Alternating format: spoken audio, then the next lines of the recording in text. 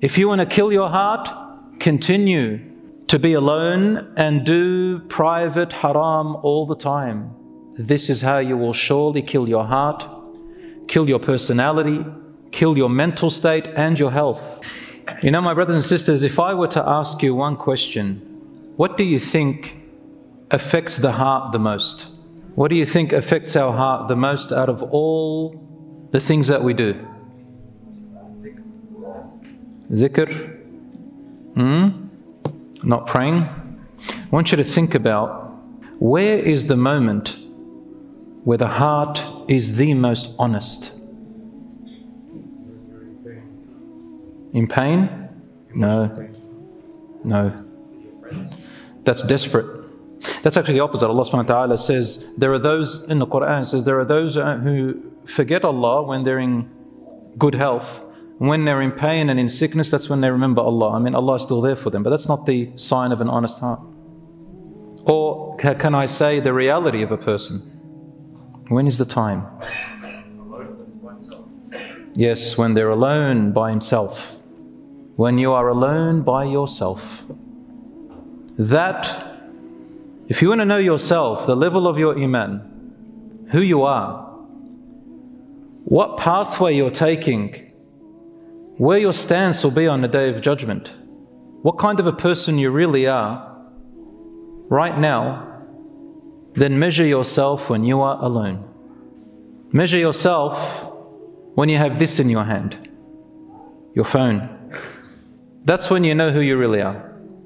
And a person who fears Allah subhanahu wa ta'ala is the type of person that you should be hanging around with.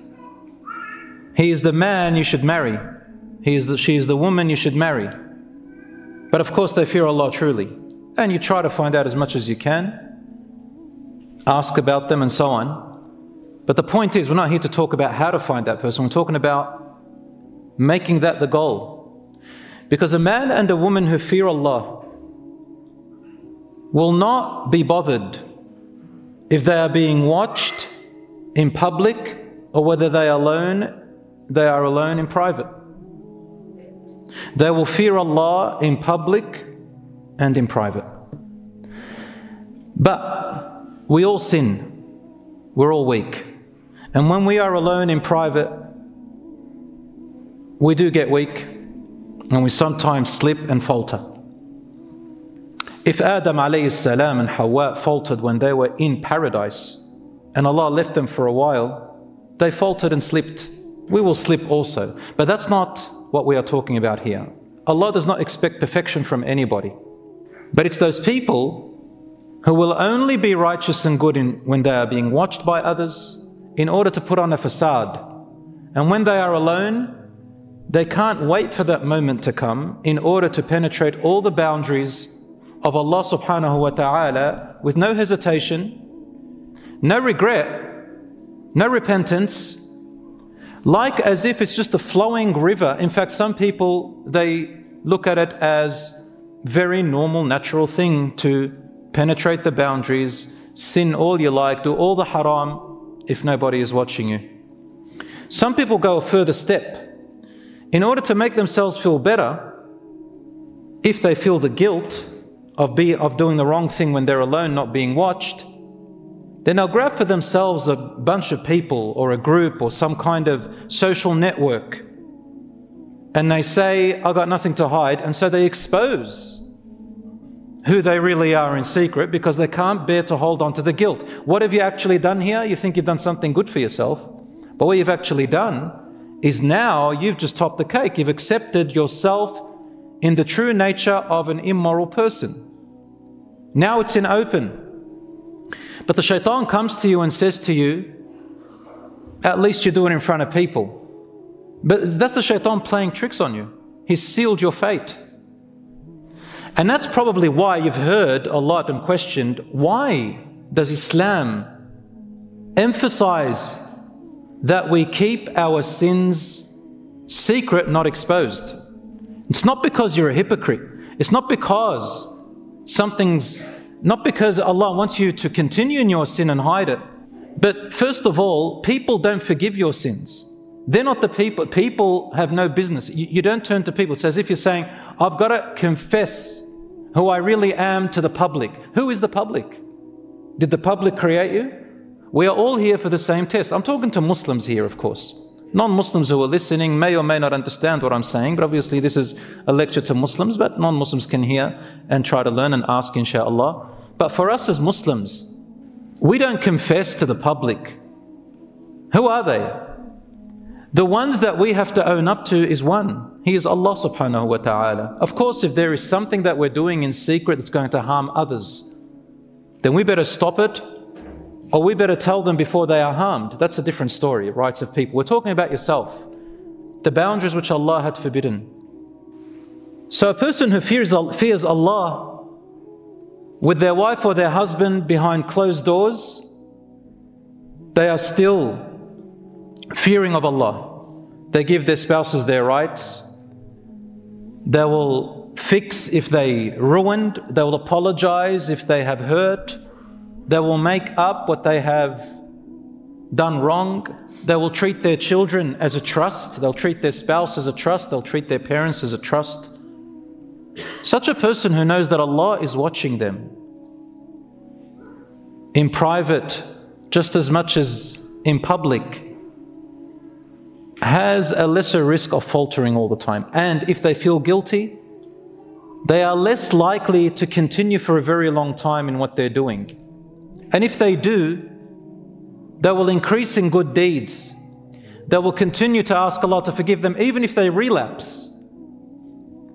But they will never allow themselves to be comfortable with doing the wrong in private. If you want to kill your heart, then allow the sins to be justified and let them enter your heart. Let them define you now. If you want to kill your heart, continue to be alone and do private haram all the time.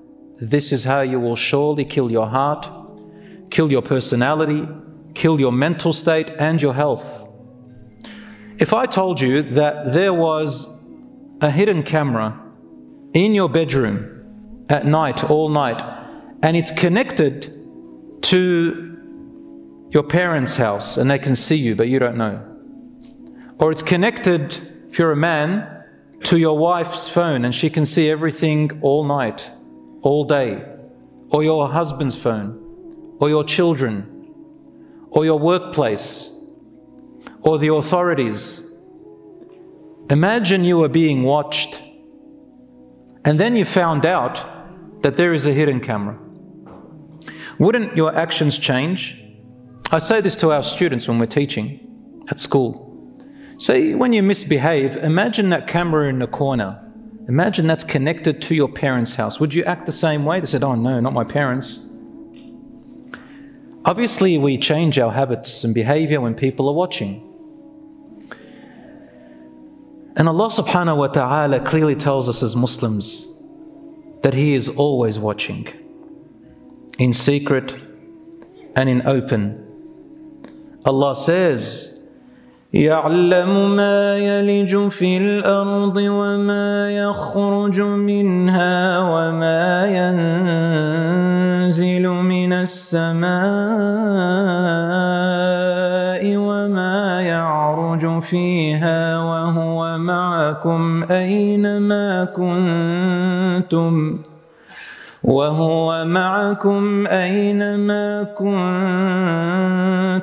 وَاللَّهُ بِمَا تَعْمَلُونَ بَصِيرٌ.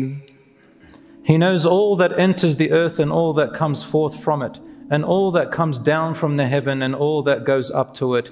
He is with you wherever you are. Allah sees all that you do.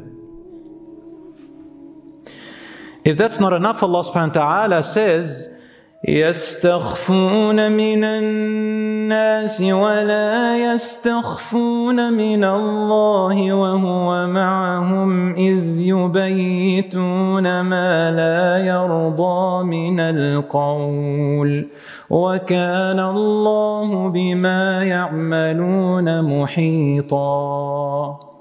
Allah says in Surah 4, verse 108, they can hide their deeds from men, from people, but they cannot hide them from Allah, for He is with them even when they hold nightly councils that are displeasing to Allah. Allah encompasses all their doings. It's strange. It's ironical how Allah subhanahu wa ta'ala mentions the night. Because most often, even from those days, 1,400 something years ago, most of the sins and the immoralities and the haram that's done is usually at night. Because night kind of encompasses us and you're seen less. So Allah points to that and picks at it. And then He just makes it face you. What do you do at night when you go to bed? What do you look at? What do you converse? Who do you chat with? What are you watching? What? And that's the social media world that inshallah in this talk we're going to talk about as well. Because that's the topical topic when it comes to this very important topic about Allah's hidden camera, Allah's watchfulness. And I don't think there's a more important time than this time worthy of this topic. Because in the past, not everybody had access to everything that we see and watch now. And people are of different personalities. There were introverts and extroverts. There are people who could look at you, who could talk and converse face to face. The introverts had to do things quietly. But now there is a place for them on these devices. Every single individual has now got the power to look, watch, say, write anything they want. What a test. And it's become almost impossible to stop the haram from happening online.